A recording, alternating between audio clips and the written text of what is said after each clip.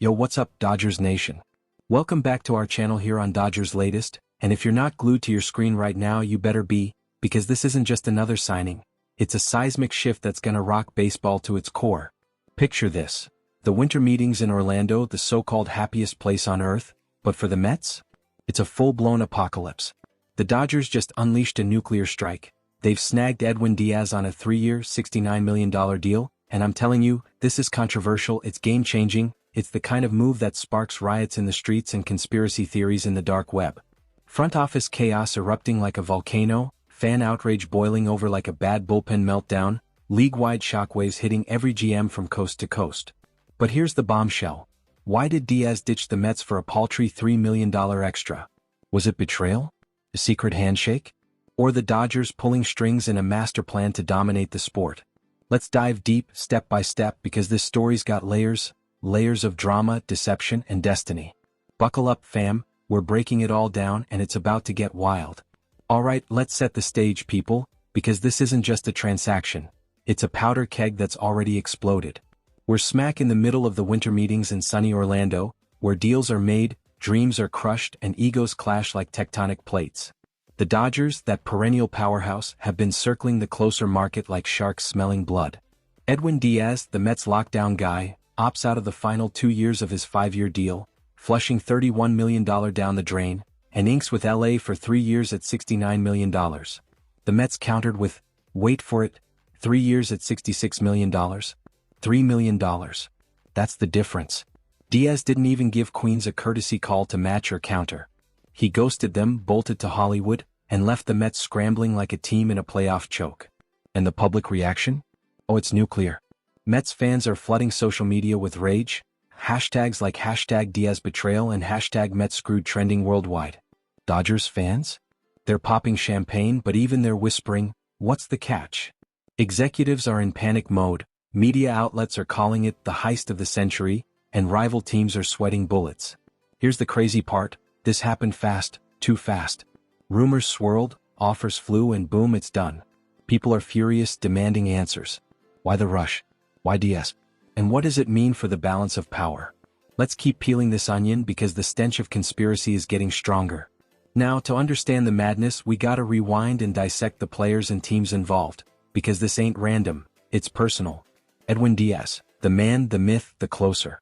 At 32, he's in his prime, a Venezuelan fireball with a resume that screams elite. Last season with the Mets? Unbelievable. 1.63 ERA, that's Cy Young territory. 25 saves, 98 strikeouts in just over 66 innings. His splitter? Lethal, unhittable, the kind that makes hitters look foolish. But his Mets backstory? Turbulent to say the least. Signed in 2021 for 5 years, he was the franchise savior, but cracks showed. Reports of internal drama, friction with stars like Francisco Lindor, who allegedly clashed over clubhouse vibes. Then a pitching coach shakeup that Diaz reportedly despised, calling it a betrayal of trust. And Devin Williams? The Mets signed him a couple weeks ago as a setup man, maybe encroaching on Diaz's closer throne. Diaz saw the writing on the wall, his role threatened, his loyalty tested. Enter the Dodgers, a team built for glory with a history of poaching stars. They've been desperate for a closer since Craig Kimbrel's exit. Diaz fits their high-octane style, electric, reliable, and now with that Timmy Trumpet entrance? It's nostalgia porn for fans, harkening back to Eric Gagne's game-over days. But the family tie? That's the cherry on top.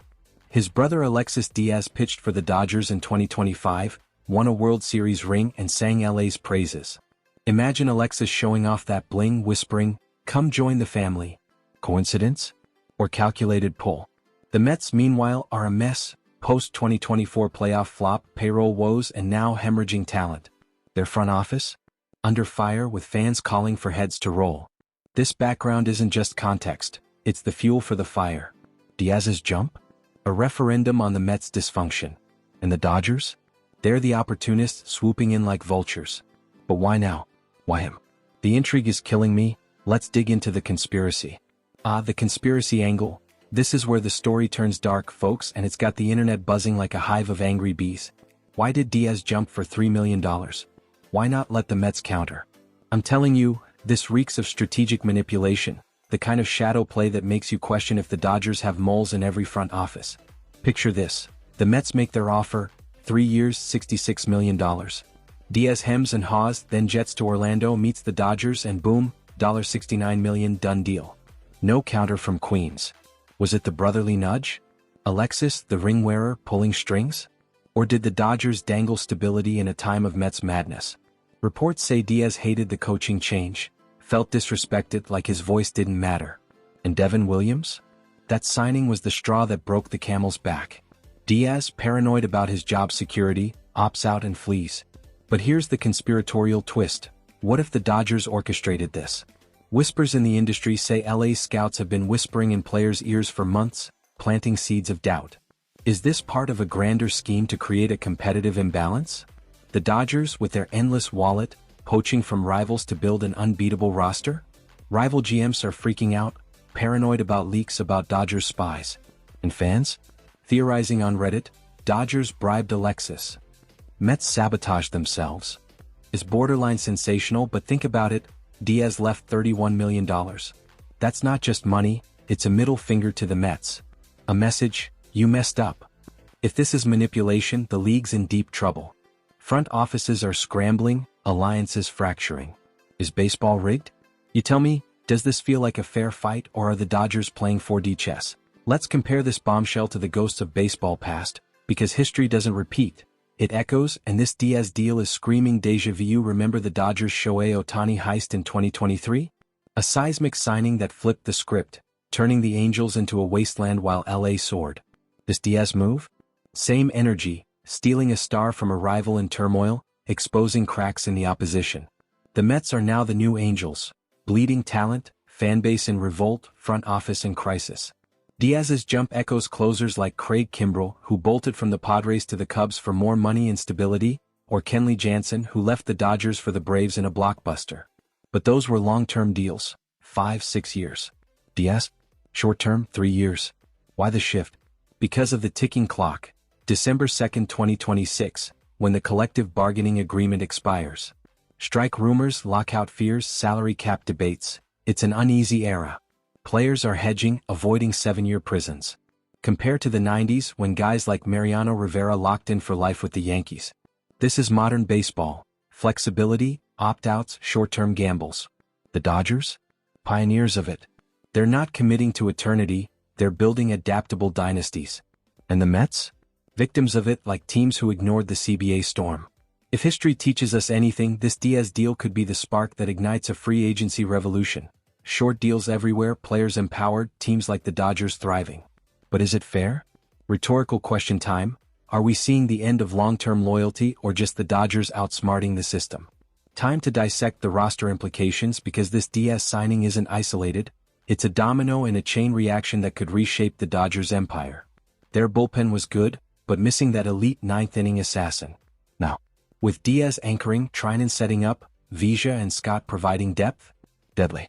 Imagine the shuffle. Diaz slams the door, freeing Trinan for the 8th, Vija for high-pressure spots.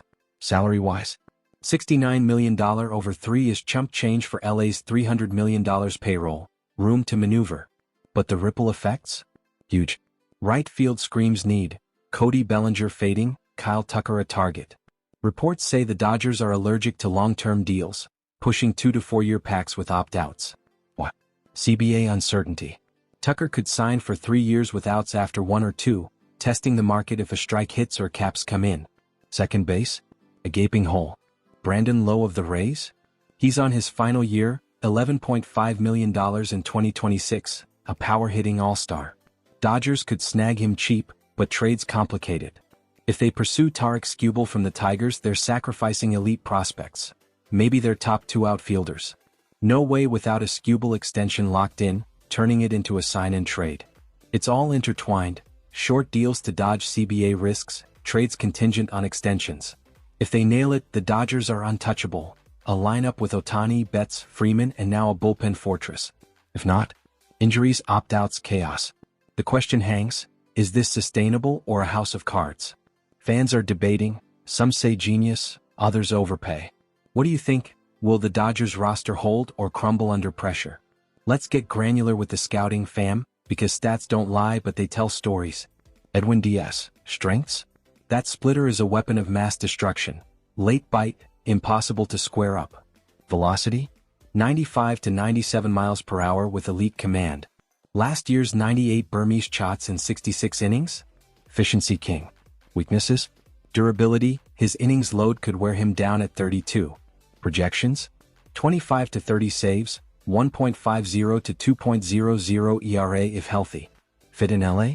Perfect. Dodger Stadium's dimensions favor closers and the crowd energy? Electric. Now potential targets: Kyle Tucker? 28-year-old stud, 30-plus HRs, .280 average Gold Glove defense. Strengths: power, speed, clutch. Weaknesses: injury-prone, hamstring issues. Projections: 35 hours in LA's park All-Star every year. Brandon Lowe? 31 hours last season, some park inflated, but legit in Tropicana. Two-time All-Star, pop at second, rare for the position. Strengths: contact, power. Weaknesses: strikeouts, high K rate. Projections: 25 to 30 hours stabilizing the infield. Tarek Skubal? Tigers ace, low 90s fastball, devastating slider. Strengths: stuff control. Weaknesses: inexperience in playoffs. Projections: Cy Young contender, 200-plus KS. But the trade cost? Astronomical, top prospects gone. Scouts rave about Skubal's upside, but Lowe might be the safer, cheaper play. Rhetorical question: is Lowe the steal of the century, or Skubal the key to the kingdom? You decide. Drop your scouting takes below. Oh, the league's erupting, people. It's like a volcano of outrage and envy. Mets fans? Absolutely furious. Social media's a war zone with tweets like, Diaz sold us out for chump change. And Mets FO is incompetent. Media? Exploding with headlines: betrayal in Queens, Diaz ditches Mets for $3 million more. Rival teams? Paranoid and pissed. Yankees brass is seething, seeing LA stack arms while they rebuild. Phillies execs? Whispering about imbalance, demanding CBA reforms. Rays fans? Rioting over Lowe potentially leaving for LA. Tigers? Holding Skubal hostage, knowing his value skyrockets. Executives like Dave Roberts are chiming in, pushing for salary floors to force teams to spend. What? Because small market clubs are hoarding cash, and super teams like the Dodgers are exploiting it. Fans everywhere? Divided trenches, Dodgers nation celebrating, rivals plotting revenge. But the intrigue? This Diaz move is sparking a league-wide shift. Free agents eyeing short deals, trades heating up. People are furious, debating ethics. Is this fair, or does it prove baseball's rigged for the rich? What do you think? Will rivals retaliate or just watch LA dominate? Zoom out, fam. This Diaz deal isn't just a signing. It's a harbinger of baseball's future, shaking the foundations of the sport. For the 2026 season, Dodgers are now the undisputed favorites. 110 wins possible with a bullpen that could save 50-plus games. Free agency? Revolutionized. Players like Tucker or Lowe will demand opt-outs, short terms, fearing a CBA collapse. If there's a strike or lockout post-2026, long deals become albatrosses. Teams regret commitments, stars stay put. League balance? Under threat. The Dodgers' move exposes the haves versus have-nots. LA hoards talent, rivals scramble. Conspiracy theorists say it's manipulation. Dodgers influencing opt-outs, creating imbalance. What if Skubal stays with the Tigers for a deep run? Or Lowe bolts to LA? It means dynasties solidify, mid-tier teams suffer. The question: is baseball doomed to super team rule, or will reform save it? This deal's implications echo forever.